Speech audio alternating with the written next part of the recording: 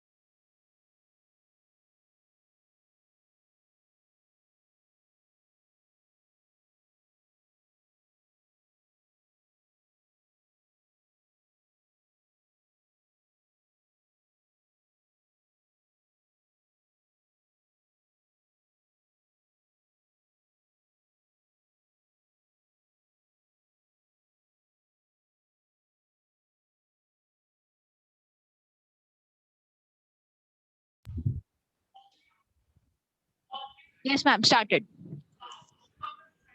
Good morning, everyone. I, Dr. Neha Batra, on behalf of Team Vermicompost of Agarwal College, Ballabgarh, welcome you all to this one-day workshop on vermiculture.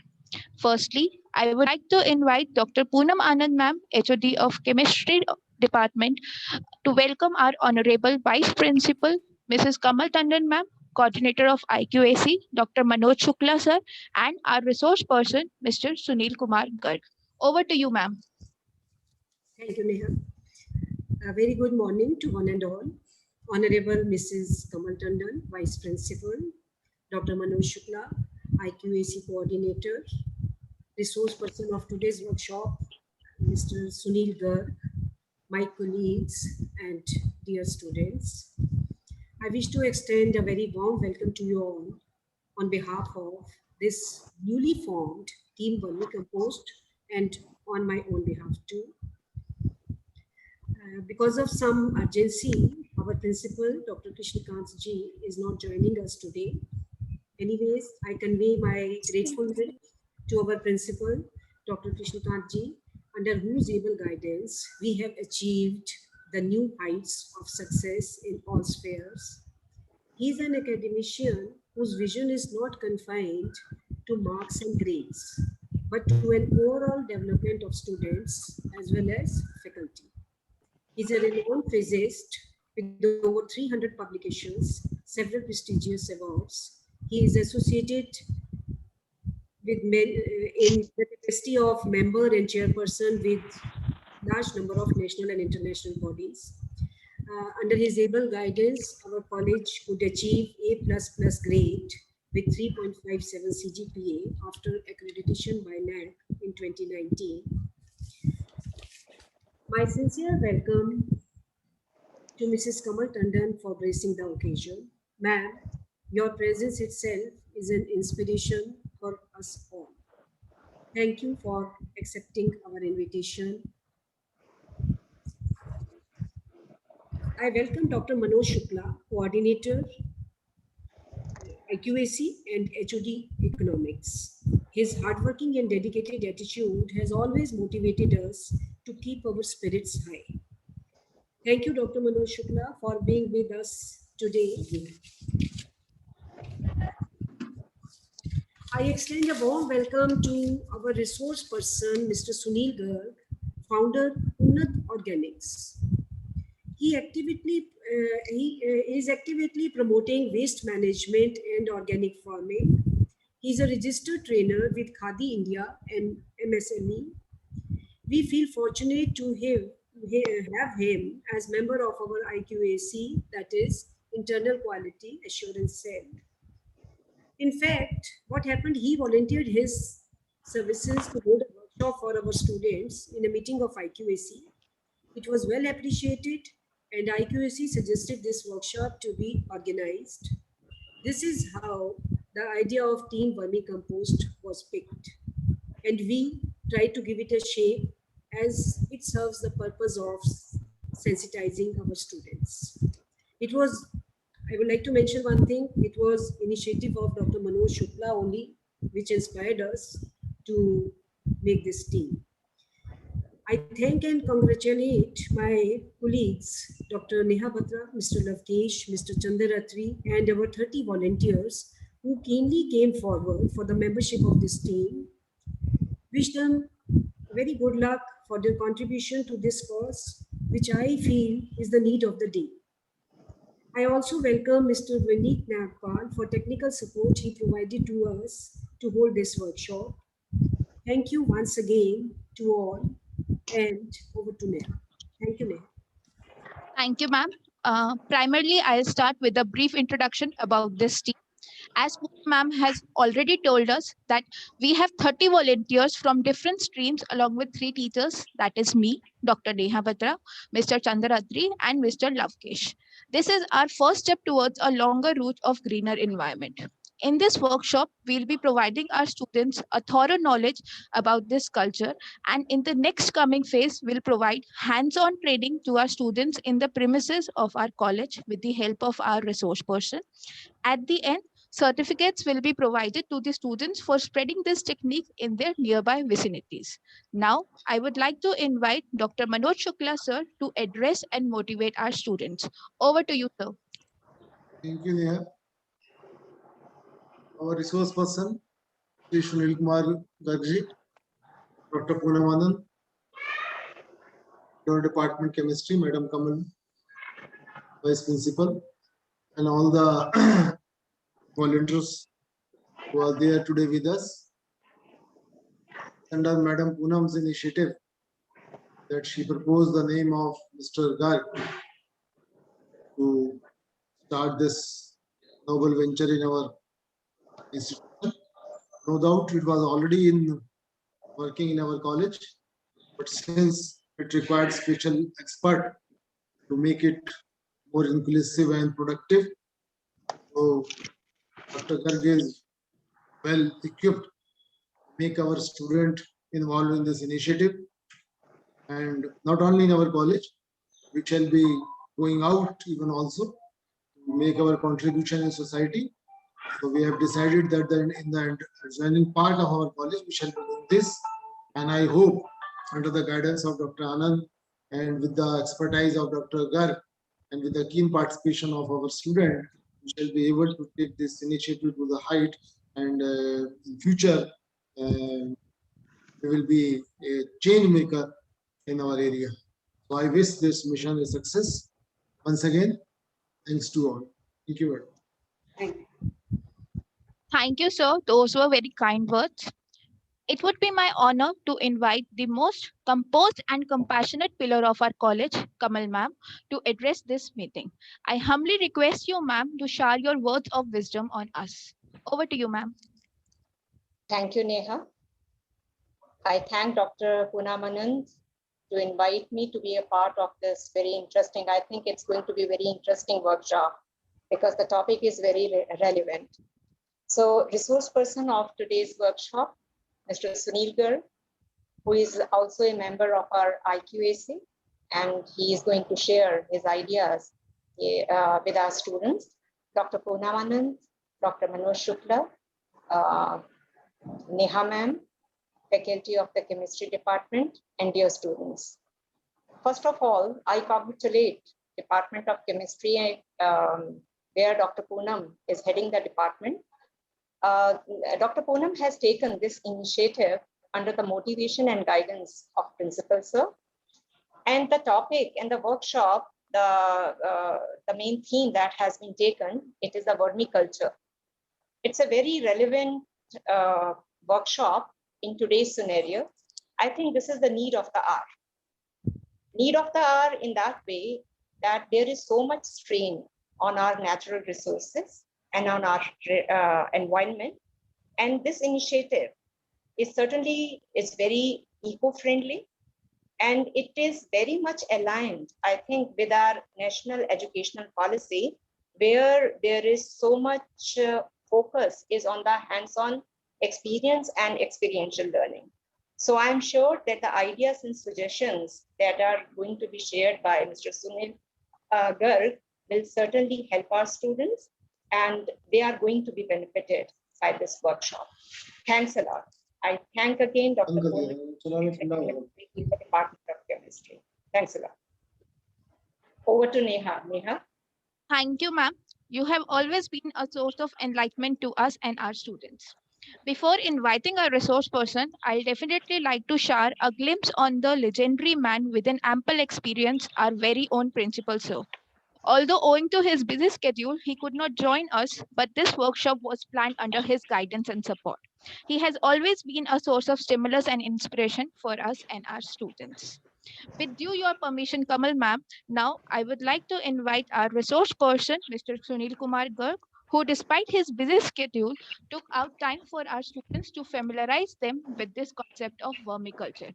Over to you, sir, Sunil Kumar Garg, sir. Namaskar, ma'am. Namaskar to all of you. मैं thanks बोलूँगा आप सबको जिन्होंने एक बहुत बेहतरीन product को, बहुत बेहतरीन चीज को समझाने के लिए आपने मुझे समय दिया। इसमें सबसे पहले हम लोग देख लेते हैं एक पीपीटी को। पीपीटी के लिए मैं इनवाइट करूंगा मेरी बेटी और अग्रवाल कॉलेज की स्टूडेंट दिव्या गर्ग को। पहले हम पीपीटी देखते हैं, उसके बाद फिर हम इस पर आगे की डिस्कशन करें।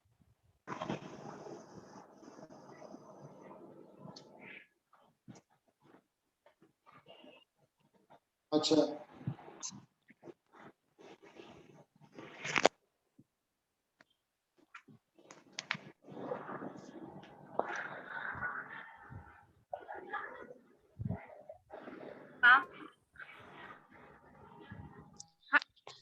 Yes, Divya. Ma'am, I'm unable to share my PPT. Wait. I'll make you co-host. Divya, you can share it now.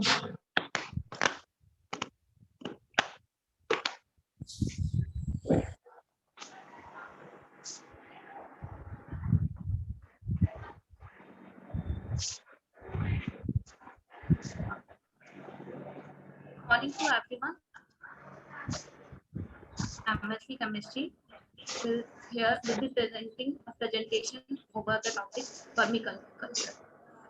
It's also an eco-friendly business. How we'll see in the next slides. It has some key features. First thing, it is a very low cost investment and has a high ROI, that is return of investment. and anyone can do it. It does not require any specialization, or we can say any education for it. That it do not have any education barrier. It has a huge market, and up to 95% of your investment is financed from government with up to 35% subsidy. All of this is a tax-free income, gives you recognition as an environmentalist. Divya, आपकी आवाज ना eco कर रही है, या तो phone on है क्या, कुछ कोई और equipment? 1 second, ma'am. I will just.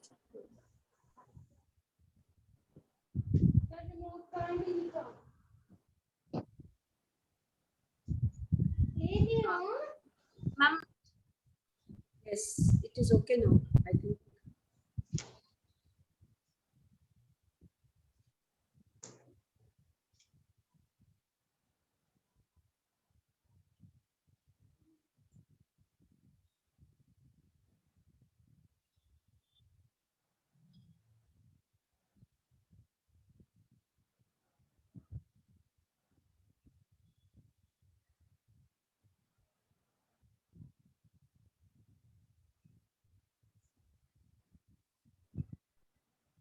First, if we talk about the solid waste management, by employing earthworms in the organic solid waste management, it has multifarious role, that is plays various roles in our developing country like India.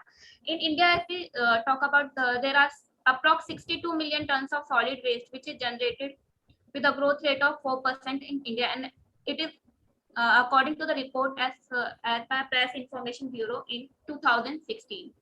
This waste can be converted into a valuable compost by applying vermicomposting technology, and this approach reduces pollution and provides a valuable substitute for chemical fertilizers. And the most, we can say, the beneficial part is this manure is produced in a shorter period of time and is fully matured homogeneous matter. It looks like somewhat of a we can say that the tea we used in homes, it looks like almost the same, and it also provides the job opportunity for unskilled labor force, and it's the best way of guarding the environment.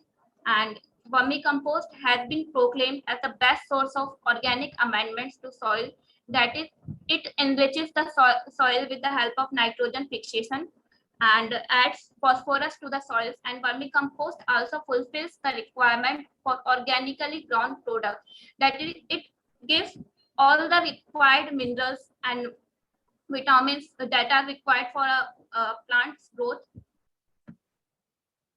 We do not need to add extra DAP or urea, or we can say the chemical fertilizers. And if we talk about in short that vermicomposting, the workers are the worms, that is, the worms do the work for you, and they act like tiny plows, and they work out through the material, and they also act as the mixture. Worms moves all kinds of organisms and nutrients throughout the compost pile and adds many useful content to it. They also act as aerators, that is, they help of adding oxygen to the soil, that is, they move through in and out of the soil and makes a way for the aerification. And they also act as a good screener. Worms eat the bedding material and feed and turn that bedding material into a rich soil product, and they can eat up to half of their weight per day, and they are a good pathogen controllers, that is, worms ingest and renders the useless, that is, which is of not use, are rendered away. Here is the comparison between a normal compost and vermicompost. If we talk about the normal compost, its heat can kill the beneficial microbes, whereas vermicompost is itself made by the worm, so its heat will not kill the beneficial microbes. And vermicompost is aerobic, thus it may have 1,000 times better disease resistance, which leads to the increased microbial activity and better disease resistance. Vermicompost can be generated in 1/3 the time of regular compost. These are the benefits of vermicompost over the normal compost, and a further comparison is given here. Now, if we talk about the costing and margin, if you do this business, then what will be the costing and what will be the margin? Per kg, it costs you up to rupees 2 to 3 per kg, and it includes raw material, labor costing, and whatever costing it is there, it is included into the it. And you can sell it up to rupees 5 to 150 per kg, depending upon the size of packing and your customer needs. And so from this, we can conclude that your profit is up to 6,000%. How? This will we know later on. Now we'll move on to the next thing, which is what are the potential market. Now you all may have a question that if you make the vermicompost, then where to sell it? Where will you use it? But who are the consumers, or what are the places we can sell it? Once it is known in the market that you produce vermicompost, customers will themselves come to you. You will need not go to them. Second thing, you can sell home. It is also used in home gardening, kitchen gardening,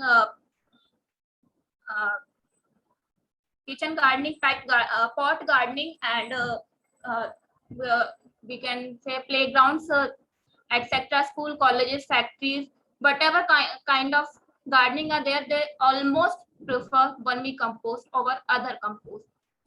Next, nurseries, polyhouse, fertilizers, or you can also contact Khadis Bhandars for your stock. And the last but not the least, farmers and gardeners are the ultimate source for your sale.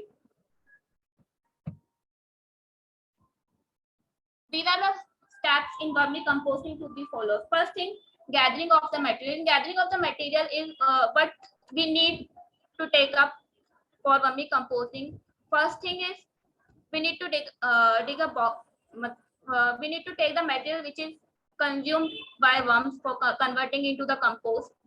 For this, you can take cow dung, buffalo dung, any kind of organic material like kitchen waste, farmer waste, etc.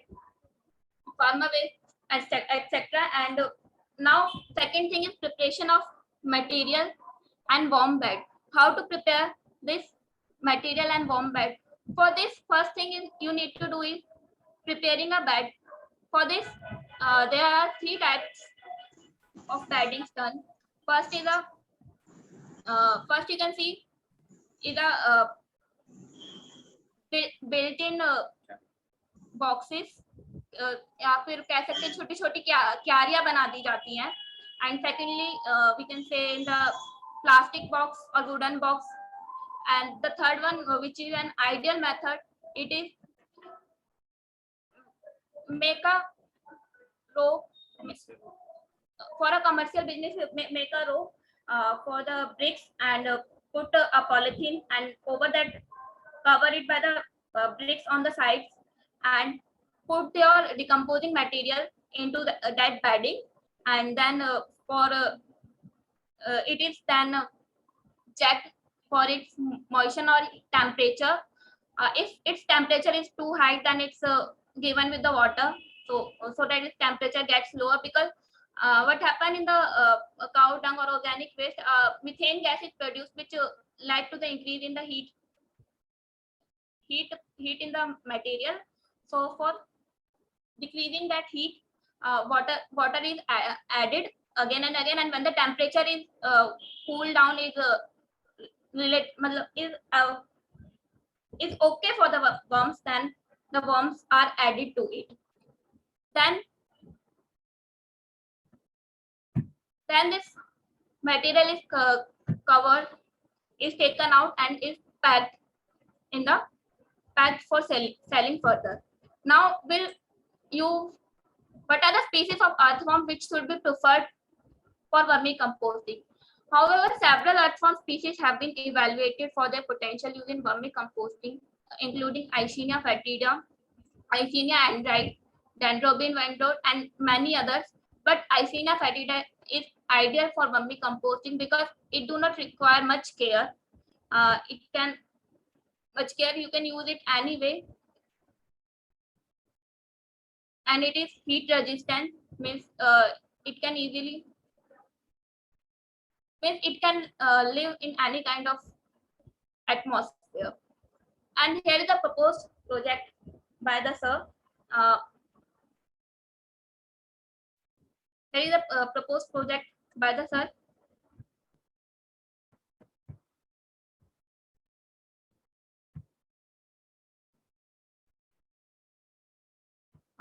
For this project, you can start it with a 20 beds, and the required field will be 250 square meter, and size of one bed is considered to be 20 into 4 feet. Starting from 20 beds, we will require 400 kg of earthworm, that is 400 into 200, 400 into 300.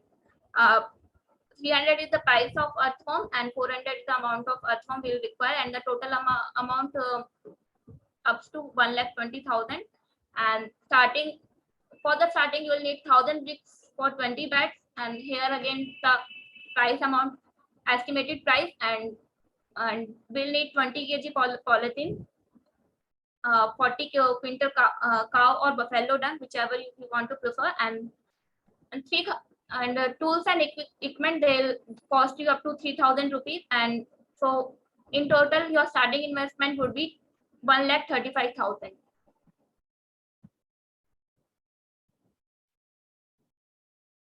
Now, for completion of one cycle, it takes 8 to 12 weeks, and compost production in first 90 days will be 20 into 5 quintal, that is 5 quintal per bed, and for 20 beds it would be 100 quintal. And your sale price, its minimum price is 8 rupees, so I have calculated the minimum price for it. 100 quintal into 8 is 80,000 from 20 beds, and after 90 days what happens, your worms will be double, and you can use them to double up your bed, and hence you will have 40 beds. Gradually, after 180 days, you will have 80 beds. After 9 months, 160 beds, and after 1 year, you will have 320 beds. And after 1 year, you will have 160 tons of production from 320 beds, and you will require 1 acre land for this purpose. And the number of cycles in a 1 year will be 4 that would be completed for 320 beds, and its yearly turnover would be 160 ton for 4 cycles, and 8 rupees amount. If we take the minimum one, then it would be approx rupees 51,40,000, and your estimated costing, which is considered, it is 30 to 40, although your minimum costing is 25 to 35%, but we took it here 30 to 40%, and it would be approx 20 lakh, and estimated margin would be 60 to 70% or more. It would be approx 30 lakh. In this, what happened? You will be selling 30 vermicompost of rupees 30 lakh. On addition, you can also sell your worms, earthworms, and they will be production will be this much that you sell up to easily up for 20 lakhs. That is your whole price, whole investment will be come out from this project. And let me tell you, I haven't mentioned it before, that your costing sale price for 1 kg of worms is rupees 300 to 500. And for further queries, you can contact sir at this number, and you can also mail him at sunilkirangar@gmail.com. This is it from my side. Thank you. I'll hand over it to sir.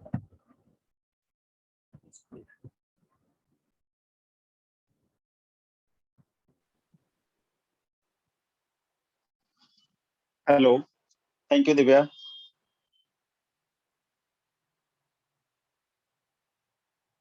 Hello, Yes, sir. Yes, You sir. are audible.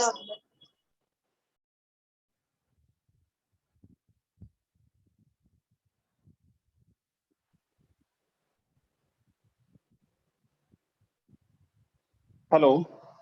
You are audible. Yes, sir.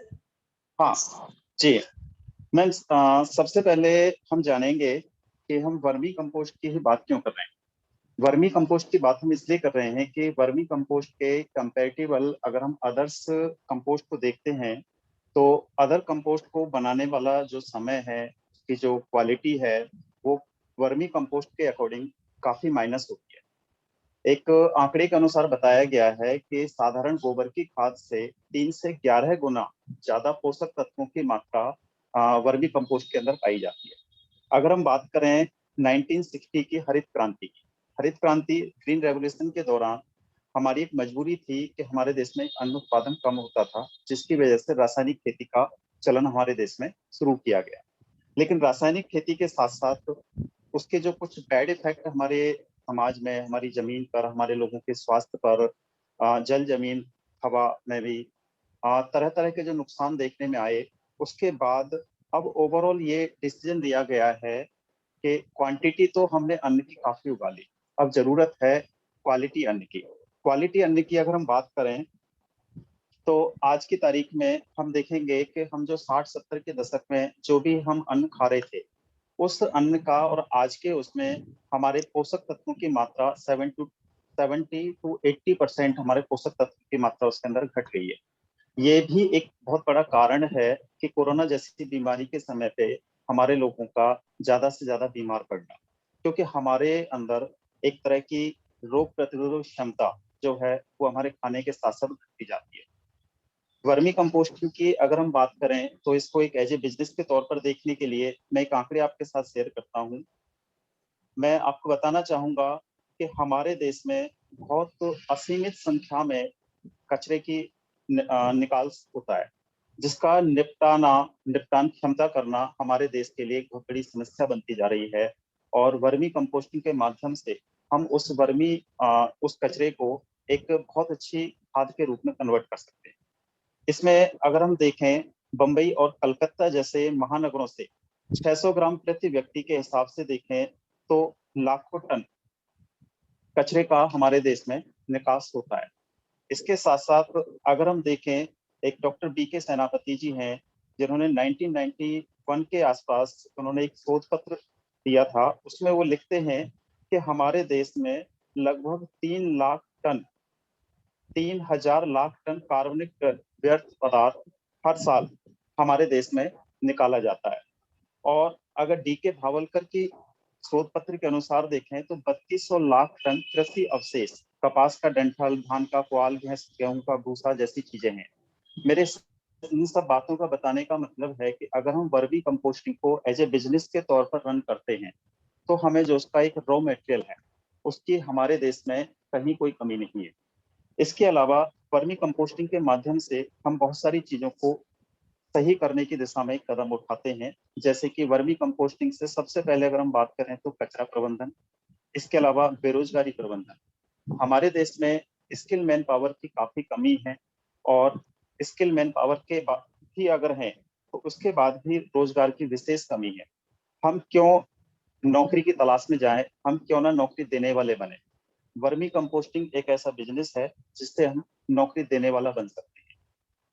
एक बहुत छोटी सी शुरुआत में लगभग, जैसा कि दिव्या ने बताया है, लगभग 1 से 1.5 लाख रुपए की इन्वेस्टमेंट करके हम 20 से 25 हजार रुपए पर मंथ की अर्निंग का मिनिमम का एक सेटअप में स्टार्ट कर सकते हैं और उसे थोड़ा सा बढ़ा करके ले जाएं तो वही सेटअप हमारा लगभग 50 लाख रुपए सालाना तक की अर्निंग में दे सकता है। 50 लाख रुपए की सालाना की अर्निंग सुनने में एक बड़ा सा आंकड़ा है, लेकिन मैं ऐसे कई लोगों को जानता हूँ, मिला हूँ और मेरे संपर्क में है वो लोग जो सालाना तकरीबन 2 करोड़ रुपए वर्मी कंपोस्टिंग से अर्न कर रहे हैं। और सबसे अच्छी बात इस बिजनेस की एक और भी है कि इस इनकम पर आपको टैक्स भी नहीं देना, यानी कि टैक्स फ्री इनकम है। टैक्स फ्री इनकम के साथ साथ इसमें हम सैकड़ों लोगों को रोजगार का भी माध्यम बने हुए हैं। मोटा मोटा अगर हम देखें तो 2 से 3 रुपए पर किलो की वर्मी कंपोस्टिंग को अगर हम बाजार में देखें, जैसा कि दिव्या ने बताया है, 5 रुपए से 150 रुपए पर केजी का हमारा वर्मी कंपोस्ट आधा किलो की पैकिंग में मैं आपको दिखाना चाहूंगा कि इस तरह की पैकिंग हमारी है। ये फ्लिपकार्ट पर 80 रुपए का पैकेट हमारा आधा किलो का जाता है। आप सर्च कर सकते हैं। वर्मी कंपोस्ट देखने में मैं आपको दिखाना चाहूंगा कि बिल्कुल चाय की पत्ती जैसा होता है। इसकी खासियत एक और भी है कि इसमें किसी प्रकार की कोई स्मेल नहीं होती और हम इसे कितने भी दिनों तक किसी भी कंडीशन में स्टोर कर सकते हैं, चाहे धूप में पड़ा रहे, चाहे छाया में पड़ा रहे, चाहे इसको पानी में थोड़ा सा मॉइस्चर भी लग जाएगा तब भी ये खराब नहीं होता। रासायनिक खाद या और जो खाद होते हैं हमारे, उनको हम इस तरह से नहीं रख सकते। इसके अलावा अगर हम बात करें इसके काम करने की और ट्रेनिंग की, तो ट्रेनिंग के लिए हमारा पलवल के पास में हमारा जो बिजनेस साइट है, इस पर कॉलेज के कोई भी बच्चे, सभी बच्चों को हम इस तरह से इनवाइट करेंगे कि वो लोग आए, जो भी इस काम में आगे इंटरेस्टेड हैं वो आकर के फिजिकली ट्रेनिंग लें। और ट्रेनिंग लेने जैसा इसमें कोई वैसे रॉकेट साइंस नहीं है, बहुत सिंपल सी चीजें हैं। जैसा कि दिव्या ने बताया है, वर्मी कंपोस्टिंग के लिए बेसिकली हमने अर्थवर्म का पालन करना होता है। अर्थवर्म का पालन करने के लिए हमने सबसे पहले उनके भोजन की व्यवस्था करनी होती है। भोजन का व्यवस्था करने के लिए हमने उसके बेड बनाने होते हैं, जिसमें हमने वर्म्स का फीडिंग मेटेरियल डालना होता है। उसे हम टेक्निकल लैंग्वेज में बेड बोलते हैं। बेड किसी भी प्रकार के हो सकते हैं। अलग अलग एरिया में अलग अलग जगह पर अलग अलग तरीके के बेड बनाए जाते हैं। जैसे कि कुछ लोग पक्की क्यारियां और टैंक बनाते हैं, कुछ लोग ऑनलाइन HDPE मटेरियल के बेड खरीद लेते हैं, कुछ लोग नीचे पक्का फर्श बना लेते हैं, कुछ लोग पॉलिथीन बिछा करके इसको कर लेते हैं। सबसे बड़ी बात है कि इसको किसी भी तरह से किया जा सकता है। इसके अलावा जब हम कमर्शियल यूनिट लगाते हैं तो उसके ऊपर छाया है तो भी ठीक है, छाया नहीं भी है तो भी ठीक है। और इसके अंदर थोड़ा सा जो ध्यान देने वाली चीजें होती हैं वो होती हैं थोड़ा सा मॉइस्चर का मेंटेन करना। जो भी फीडिंग मटेरियल होता है, फीडिंग मटेरियल में जैसे कि दिव्या ने बताया है आपको, हम किसी भी प्रकार के जानवर का गोबर का इस्तेमाल कर सकते हैं, हम किसी प्रकार के कृषि अवशेष का, किसी भी किचन वेस्ट का, किसी भी पार्कों का जो पेड़ पौधों का अवशेष होता है उसका कर सकते हैं। अलग अलग देश के अलग अलग भाग में अलग अलग तरीके का इस्तेमाल रॉ मटेरियल के तौर पर, इनका फीडिंग मटेरियल के तौर पर किया जाता है। जैसे कि साउथ की बात करें तो नारियल का जो वेस्टेज होती है उसका इस्तेमाल किया जाता है, कुछ जगह पर गन्ने की जो वेस्टेज होती है उसका इस्तेमाल किया जाता है।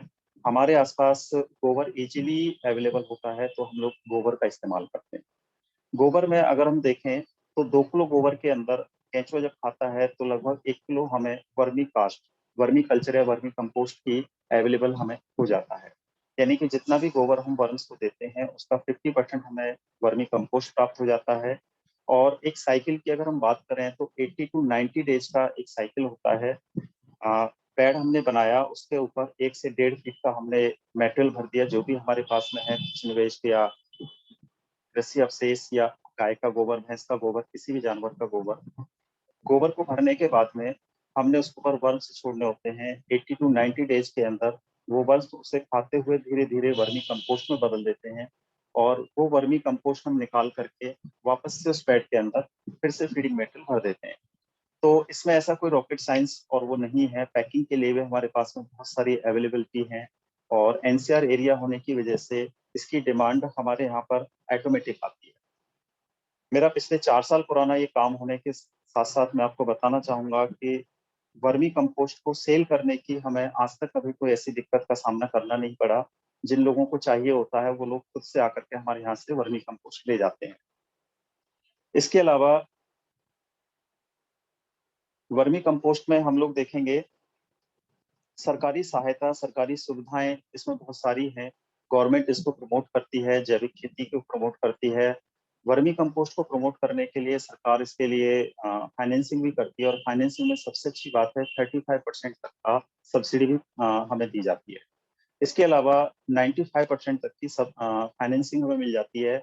अगर कोई स्टूडेंट इसको करना चाहते हैं तो जो भी इसमें कॉस्टिंग आती है, अगर हम एक छोटे सेटअप की स्टार्टिंग करें तो 1.5-2 लाख रुपए की, उसमें भी 95% तक का गवर्नमेंट की तरफ से फंडिंग मिल जाती है और वापसी हमें 65% ही करना होता है। टोटल फंडिंग का 65%, यानी कि 35% हमें टोटल फंडिंग का हमें सरकार की तरफ से सब्सिडी भी मिलती है। और सेल्स में किसी तरह की कोई दिक्कत अभी तक ना आती है, ना आने की संभावना है, क्योंकि अगर हम देखें जैविक खेती में हमने टोटल तकरीबन 25 साल पहले से हमारे देश के अंदर जैविक खेती का चलन स्टार्ट हुआ है। और इस जैविक खेती में सिक्किम जैसा राज्य पूरी तरह से जैविक खेती करता है। फिर भी हम टोटल भारत के उपजाऊ जमीन का आंकड़ा की अगर हम बात करें तो तकरीबन 0.5%, यानी कि आधा % जमीन को ही हम अभी तक जैविक कर पाए हैं। यानी कि 99.5% की जमीन को जैविक करने के लिए हमें जैविक खाद की आवश्यकताओं की जरूरत है। और इस बड़ी जरूरत को पूरा करने के लिए ज्यादा से ज्यादा जैविक खाद बनाने वालों की जरूरत है, ताकि हमारे देश की जमीन जिसकी उपजाऊ क्षमता डे बाई डे कम होती जा रही है। ऐसे आंकड़े आए हैं कि 1.25 लाख करोड़ हेक्टेयर जमीन में से तकरीबन हमारे देश की जो उपजाऊ जमीन थी अब तक, तो उसमें से हर साल कई लाख हेक्टेयर जमीन हमारी बंजर हो जाती है इन रासायनिक खाद और दवाइयों की वजह से। यही रासायनिक खाद और दवाइयाँ कहीं ना कहीं घूम फिर करके हमारी थाली तक आ रही हैं और हमें बीमार कर रही हैं। जरूरत है इन सब चीजों के ऊपर ध्यान दे करके बेरोजगारी को थोड़ा सा हम अपने लेवल पर ही कम करें और एक अपना स्वयं का बिजनेस स्टार्ट करें। इस बिजनेस के लिए आप जो भी जानकारी आप मेरे से चाहें, नंबर आपको शेयर किया जा चुका है। मैं फिर से आपको एक बार नंबर रिपीट कर देता हूँ। मेरा नंबर है 9813512810। अब मैं चाहूंगा कि आप लोगों की तरफ से कुछ सवाल आए, ताकि इस सिस्टम को, इस कॉन्सेप्ट को हम और ज्यादा बेहतर समझ और समझा पाए। हेलो हाँ जी सर। जी, मैं चाहूंगा कि आप लोगों की तरफ से कुछ सवाल आए, ताकि हम इसे कुछ और तरीके से और बेहतर समझ पाए। Whether there are any questions from the participants, if you have any questions, please raise your hand so that I can unmute you.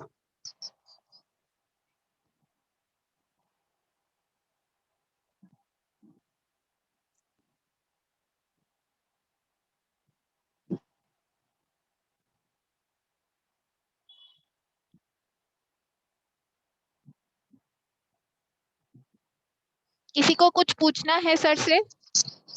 Sir जैसे हम घर में सब्जी छीलते हैं, उसको छिलके से हम बना सकते हैं इसको?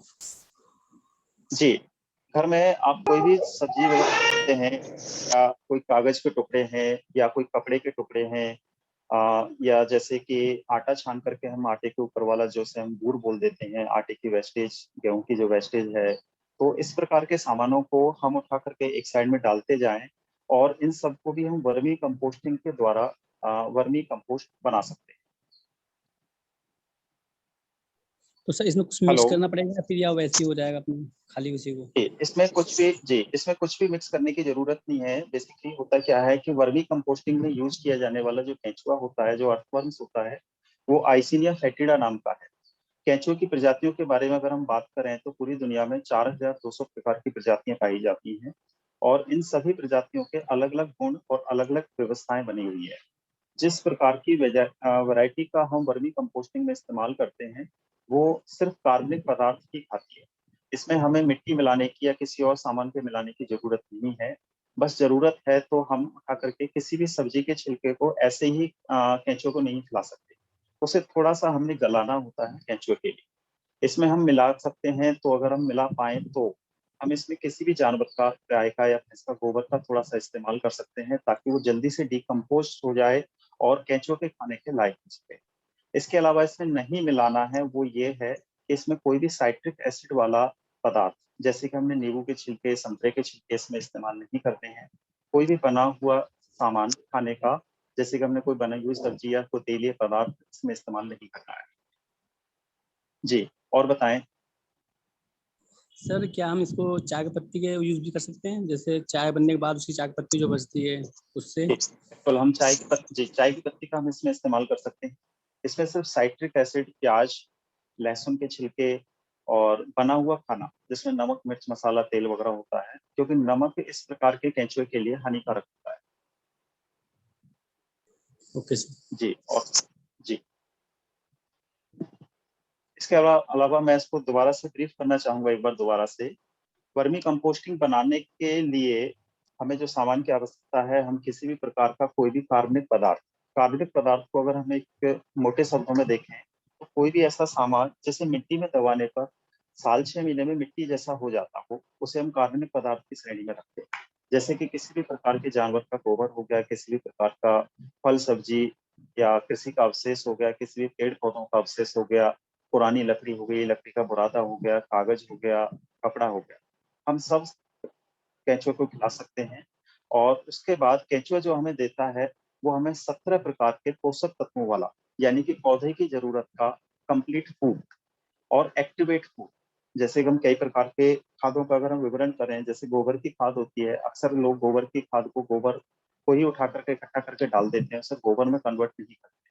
अगर उसमें गोबर में कन्वर्ट करते हैं तो उसमें लगने वाला समय कम से कम 9 to 12 मंथ्स का होता है। वहीं उसी गोबर को अगर हम वर्म्स के द्वारा डिकम्पोज करते हैं तो लगभग 2 महीने से 3 महीने का समय लगता है। और गोबर की खाद में जो पोषक तत्वों की मात्रा आंकड़ों में आती है वो आती है 5 to 8 टाइप की, जबकि वर्मी कंपोस्ट के अंदर जो पोषक तत्वों की मात्रा आती है वो आती है 17 प्रकार की। और एक पौधे को अच्छी तरह से ग्रो करने के लिए कम से कम 16 प्रकार के पोषक तत्वों का खाना या खाद हमें चाहिए होता है, जो हमें वर्मी कंपोस्ट से ही मिलता है। मैं जिक्र करूंगा, लगभग 1860 के दशक में डॉक्टर चार्ल्स डार्विन ने एक शब्द कहा है कि दुनिया में कोई भी ऐसी उपजाऊ जमीन नहीं है जिसमें अर्थवर्म्स का योगदान ना रहा हो। यानी कि अर्थवर्म्स के हेल्प के बगैर दुनिया में कोई भी जमीन उपजाऊ नहीं हो पाई है। उन्होंने आगे इस बात को और बढ़ाते हुए कहा है कि आने वाले समय में किसानों की या गार्डनर्स की अर्थवर्म्स के द्वारा तैयार किया गया वर्मी कंपोस्ट की जरूरत नहीं, बल्कि जरूरत को एक तरह से उन्होंने कहा है कि इसकी यूज करना लोगों की मजबूरी हो जाए। अगर हम खेतों की बात करें तो हमें बराबर रासायनिक खादों का इस्तेमाल करते हुए, जिसमें हम डीएपी यूरिया का इस्तेमाल जो हम करते हैं, यूरिया की अगर मैं बात करूं तो यूरिया बेसिकली हम नाइट्रोजन के लिए खेतों में डालते हैं। और नाइट्रोजन का इस्तेमाल जितना पौधा करता है उससे ज्यादा उसे अवशोषित करता ही है हमारी हवा। हवा में हमारी ऑक्सीजन को कार्बन डाइऑक्साइड में कन्वर्ट करने का काम हमारा यूरिया कर रहा है। हमारी जमीन को तो खराब कर ही रहा है, हमारे इंटरनल अंडरग्राउंड वाटर को भी हमारा यूरिया और रासायनिक खाद में डीएपी जैसे खाद कर रहे हैं। लगातार डीएपी जो कि हमारे रॉक फास्फेट्स के पाउडर से बनता है, यानी कि पत्थर के पाउडर से बना हुआ खाद हमने खेतों में डाल डाल करके खेतों को भी पत्थर जैसा बना लिया। अब सभी जगह अगर हम देखें, कहीं जल्दी से बाढ़ आ जाती है और कहीं जल्दी से सूखा पड़ जाता है। बाढ़ आने का कारण एक ये हो गया कि बारिश का पानी जब बरसता है तो जमीन के अंदर नहीं जा पाता, क्योंकि रासायनिक खादों ने हमारी जमीन की जो लेयर है उसको इतना सख्त कर दिया है कि बारिश का पानी उसके नीचे डिंच हो ही नहीं पाता। और जब बारिश का पानी उसके नीचे डिंच नहीं हो पा रहा है, इसी वजह से हमारा अंडरग्राउंड वाटर लेवल हमारा डे बाई डे डाउन होता जा रहा है। इसके अलावा जहाँ सूखा पड़ता है, सूखा पड़ने का क्या है कि वाटर होल्डिंग कैपेसिटी मिट्टी की लगभग लगभग खत्म हो चुकी है। हम इसको अगर टेक्निकल लैंग्वेज में बात करें तो ईसी बोलते हैं, यानी कि इलेक्ट्रिक कंडक्टिविटी हमारी मिट्टी की बिल्कुल जीरो हो चुकी है। और इस जीरो इलेक्ट्रिक कंडक्टिविटी होने की वजह से हमारे किसानों का डे बाई डे जो पानी का बजट है वो डे बाई डे बढ़ता जा रहा है। रासायनिक खादों का इस्तेमाल करके हमने मिट्टी का टेक्सचर पूरी तरह से खराब कर लिया। पानी बरसता है तो नीचे जमीन में नहीं जा पाता, पौधे को जब पानी की जरूरत होती है तो नीचे जमीन से पानी वो ले नहीं पाता, इसलिए पौधा जल्दी से खराब हो जाता है। डे बाई डे किसानों की लागत रासायनिक खादों का इस्तेमाल करके मिट्टी में जो हमारे रोग प्रतिरोधक क्षमता थी हमने उसको डे बाई डे डाउन कर लिया। और इस डे बाई डे डाउन होने की वजह से हमारी दवाइयों का इस्तेमाल, रासायनिक दवाइयों का इस्तेमाल हमारी फसलों में ज्यादा होने लगा। एक आंकड़े की अगर हम बात करें तो टमाटर के अंदर 0.002% का सिर्फ एक जो जहर है, टॉक्सिन लेवल है, वो से हम डाइजेस्ट कर सकते हैं। लेकिन अगर हम टमाटर की बात करें, हम किसी भी फल सब्जी की बात करें तो तय मानक से हम 10 to 100 टाइम ज्यादा का टॉक्सिन लेवल हम इंटेक कर रहे हैं। मैं एक रिसर्च रिपोर्ट की अगर बात करूं तो भुवनेश्वर के लगभग 2 साल पहले मैंने पेपर में एक न्यूज पढ़ी थी। एक 18 साल का लड़का कहता है कि मेरी माँ की डेथ हो गई कैंसर से। वो आगे उसमें जांच पड़ताल करता है तो पाता है कि कैंसर का कारण था खाने में लिया जाने वाला जहर। जब खाने में लिया जाने वाला जहर की उसने डॉक्टरों के साथ डिस्कस किया कि मेरी माँ तो बाहर का खाना खाती ही नहीं थी, वो तो घर का खाना खाती थी। तो डॉक्टर ने रिसर्च करके बताया, जानकारी लेकर के बताया, उस पर काफी सारी रिसर्च हुई और उसमें पाया कि हम जो नॉर्मली घर का खाना खा रहे हैं उसके अंदर 70 ग्राम जहर हम ना चाहते हुए 1 साल के अंदर खा रहे हैं। ये 70 ग्राम जहर की मात्रा इतनी ज्यादा है कि अगर हम इसे वन टाइम में इंटेक करें तो हमारा बचना नामुमकिन हो जाएगा। ये एक अलग बात है कि हम साल में कई बार इसे डे बाई डे धीरे धीरे हम इसको लेते जा रहे हैं। एक अभी तुरंत की अगर हम बात करें तो बच्चों के अंदर जब सीरो सर्वे पाया गया तो उसके अंदर 50% से ज्यादा बच्चों के अंदर एंटीबॉडी मिली। 50% से ज्यादा एंटीबॉडी मिलने के कारण का एक मेरा ऐसा मानना है कि बच्चों ने जिन्होंने अभी 5 साल 10 साल 12 साल ही खाना खाया है तो उनके बॉडी में जहर की मात्रा थोड़ी सी कम है, इसीलिए वो कोविड-19 उनको चुपके से आया और चुपके से चला गया। उनको पता भी नहीं चला। 50% के लगभग बच्चों के अंदर एंटीबॉडी मिले। और बड़ों की अगर हम बात करें तो बड़ों को जब भी कोरोना आया तो उनको सिम्टम्स थोड़े ज्यादा दिखाई दिए अकॉर्डिंग टू बच्चे। तो हम जो धीरे धीरे जहर खा रहे हैं, कुछ समझदार लोग अब अपने गार्डन्स में सब्जियां उगाते हैं, छतों पर सब्जियां उगाते हैं। कम से कम अनाज नहीं उगा सकते तो छतों पर सब्जियां उगाने लगे हैं। इसके अलावा कुछ लोग फैक्ट्री मालिक, कंपनी मालिक हमारे यहाँ से खाद ले जाते हैं, वो अपनी फैक्ट्रियों में, अपनी कंपनियों में किचन गार्डन बनाते हैं, अपने घरों की सब्जियां वो खुद उगाने लगे।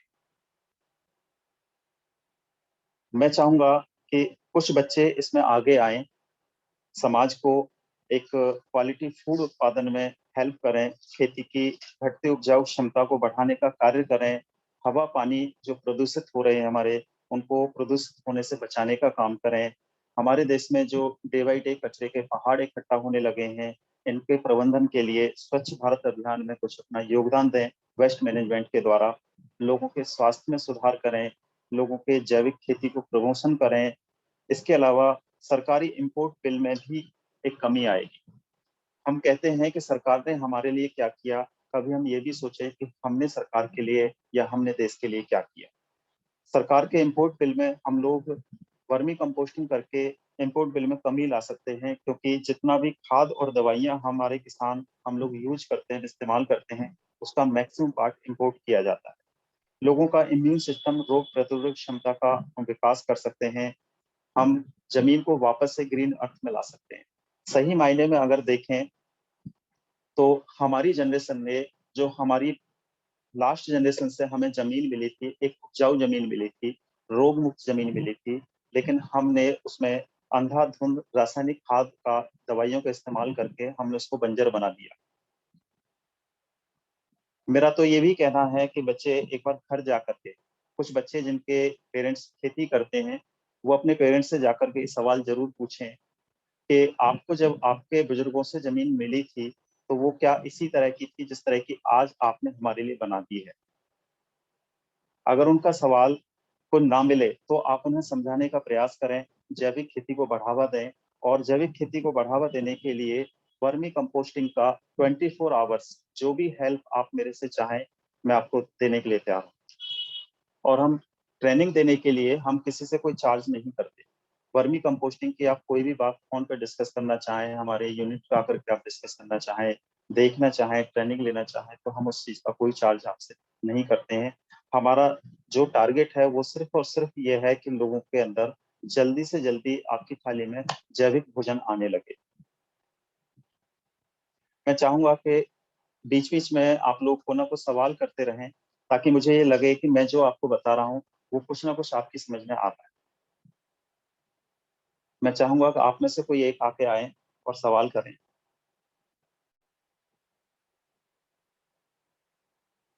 नेहा मैम।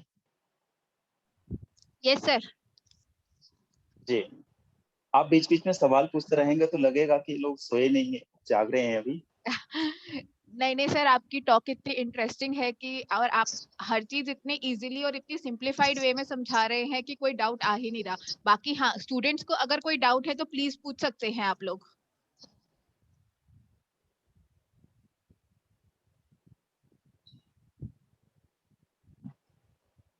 सर आप सारा ही क्लियर करते चल रहे हैं। वो ठीक है, पर बच्चे अपनी क्यूरियोसिटी दिखाओ, because that is important, that is what is required. Sir आपकी प्रेजेंटेशन बहुत ही इफेक्टिव थी. Each and every sentence was valuable for us because बहुत सब लोगों से जुड़ी हुई बात है. सब नीड ऑफ द डे है कि हर किसी को इसकी जरूरत है. तो हम तो ये इनफैक्ट हमने पहले तो आपकी वर्कशॉप के बारे में सोचा था, पर हमने आप एक टीम ही यहाँ पे फ्रेम कर दी है. इसमें 30 वॉलंटियर्स हैं एंड वी होप कि आगे आगे और वॉलंटियर्स जुड़े हमारे साथ. और ये भी हमने प्लान किया है, रोड मैप प्लान किया है, जिसमें हमने अभी आप IQAC मीटिंग में फिर से आएंगे तो वहाँ पे हम बात भी इसके बारे में करेंगे.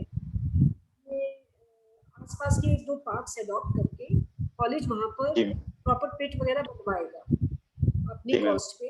जो हमारी टीम है वो वहाँ बनाएगी. फिर उसमें भी हम आपकी गाइडेंस लेंगे कैसे बनानी है, कैसे करना है. ये बच्चे हेल्प करेंगे आपकी. टीम बना देंगे, जैसे 4 पार्ट्स लिए हैं 6-8 बच्चों की, ताकि अल्टीमेटली इनमें इनकलकेट होनी चाहिए ये चीज. बिल्कुल.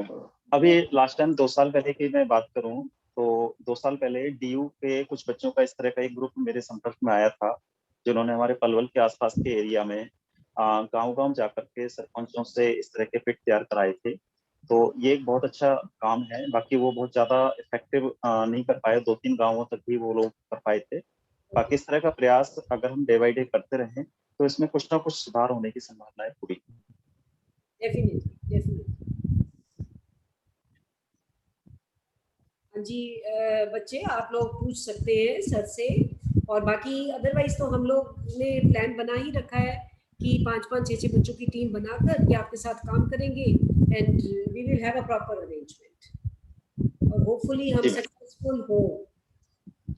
पहले तो बिल्कुल मैम, सक्सेसफुल हमारे पास अपना एक पिट बना हुआ है, तो बिकॉज ऑफ ये लॉकडाउन है, बच्चों की अवेलेबिलिटी नहीं है, तो वो थोड़ा इनएक्टिव हुआ पड़ा है. पहले उसको ठीक कराएंगे, उसको सारा करके plan 2-3 more parks we will take up. वहाँ के आसपास के जो रेजिडेंट्स हैं उनकी हेल्प भी ले सकते हैं हम लोग. Because when manure will be, vermicompost will be there with us, they can also use it.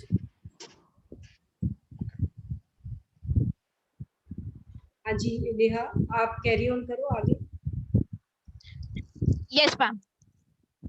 Thanks a lot, Divya and Garg sir.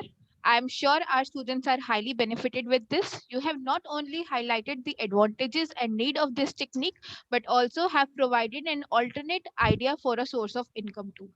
Now, I'd like to invite Mr. Chandar Atri for vote of thanks. Over to Chandar sir.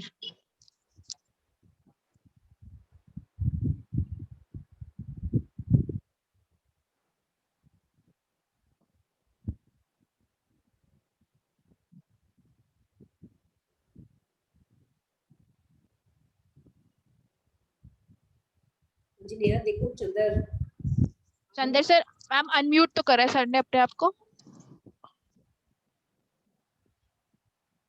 Chandar sir, आवाज आ रही है आपको?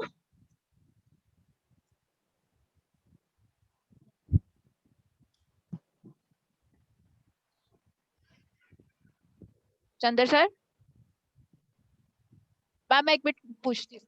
हो सकता है technical issue हो, आप ठीक कर दो.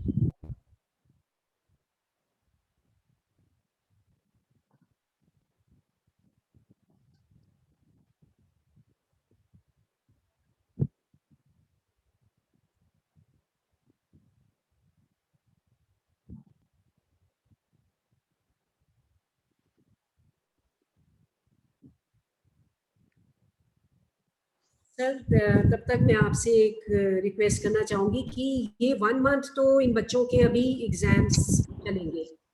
जी मैम. जी मैम. तो उसके इमीडिएटली बाद हम इस इशू को टेकअप करेंगे और फिर मैं आपसे टाइम भी और मांगूंगी और अकॉर्डिंगली अरेंजमेंट करेंगे. अगर विजिट आपके यहाँ हो सकती है, वहाँ की इनकी विजिट एक बार करा देंगे. एंड मोर ओवर आप हमारे यहाँ आए तो हमारा पिट भी एक बार देखकर, क्योंकि उसकी इंस्ट्रक्शंस है आपसे लेकर. हेलो. हाँ जी बोलिए. मैं आपसे फिर 1 मंथ के बाद, अभी इनके एग्जाम्स हो जाए, देन आई विल जी जी श्योर मैम। हाँ जी नेहा बोलिए प्लीज। नेहा, या तो कुछ सम, हेलो नेहा,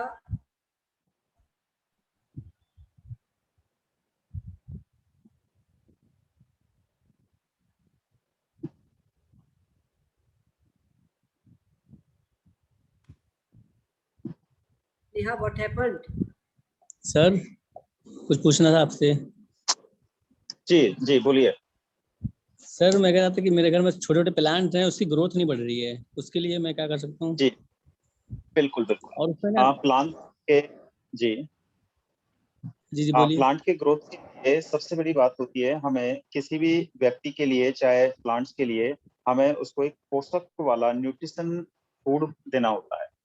अब जो भी हम मिट्टी के अंदर दे रहे हैं, मिट्टी के अंदर ऑलरेडी न्यूट्रिशन खत्म हो चुका है, और जो रहा है थोड़ा बहुत वो रासायनिक खाद और दवाइयों की वजह से वो भी धीरे धीरे आपका एक नेगेटिव उसमें मिट्टी चली गई है। अब जो प्लांट्स हैं वो ग्रो नहीं कर रहे हैं, तो ग्रो करने के लिए हमें उसमें पोषण देना पड़ेगा। पोषण देने के लिए सबसे जो बेस्ट तरीका है वो, अगर आप जैविक में आना चाहते हैं तो अपना वर्मी कंपोस्ट है, और रासायनिक में तो बहुत सारे आपको मार्केट में अवेलेबल हो जाते हैं। हेलो। Okay sir. सर उसमें तो और कीड़े, वर्मी कंपोस्ट, छोटे छोटे कीड़े लग जाते हैं, सफेद सफेद वाइट वाइट से होते हैं।